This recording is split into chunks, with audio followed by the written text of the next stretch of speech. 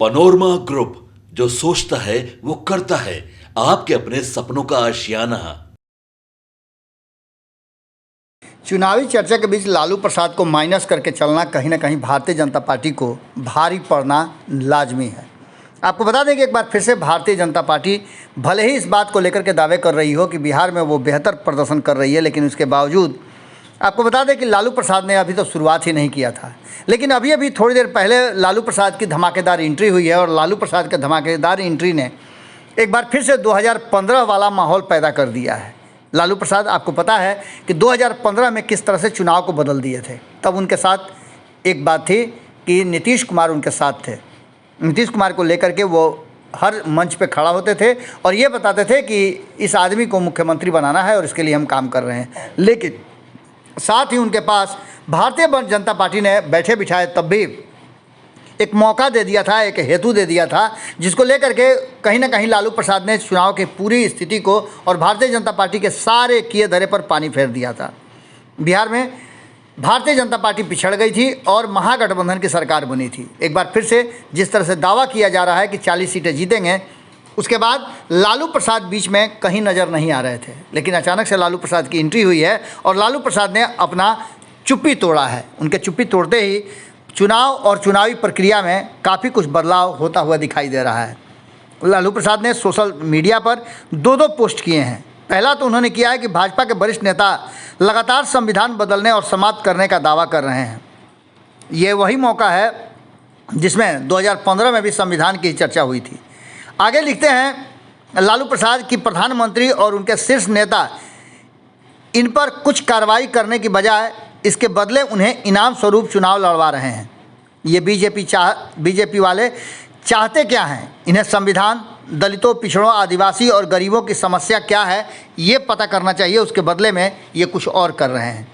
संविधान बदल ये इस देश में से समानता, स्वतंत्रता, बंधुता, सामाजिक न्याय और आरक्षण खत्म करना चाहते हैं।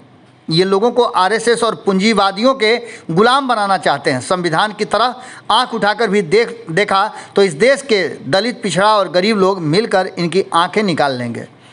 लालू प्रसाद का ये एग्रेशन आम जनता को दिया गया एक संदेश है, जो कितना तेज़ी से और किस तरह से पहुंचता है ये चुनाव को काफ़ी प्रभावित करने वाला है।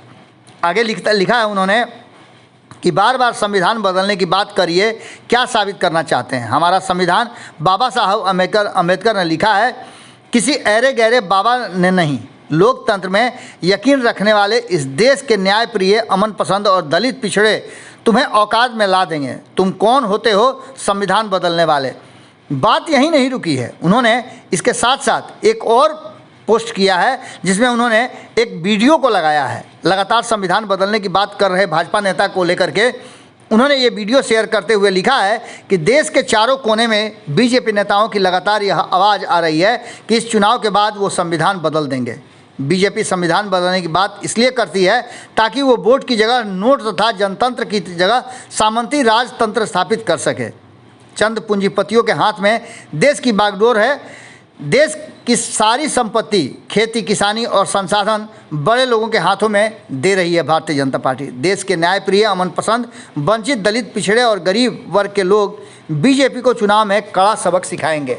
अब देखना दिलचस्प होगा कि लालू प्रसाद के इस बयान के बाद क्या कुछ निकल के सामने आता है। लेकिन कहीं ना कहीं लालू प्रसाद ने वो वीडियो साझा करके एक बात तो ज़रूर कर दिया है कि चुनाव की दिशा को मोड़ा है और लालू प्रसाद की बीच चुनाव में एंट्री कहीं ना कहीं अब भारतीय जनता पार्टी के लिए भी अलर्ट रहने का एक सायरन बजा रही है। जुड़े रहिए भारत लाइव के साथ।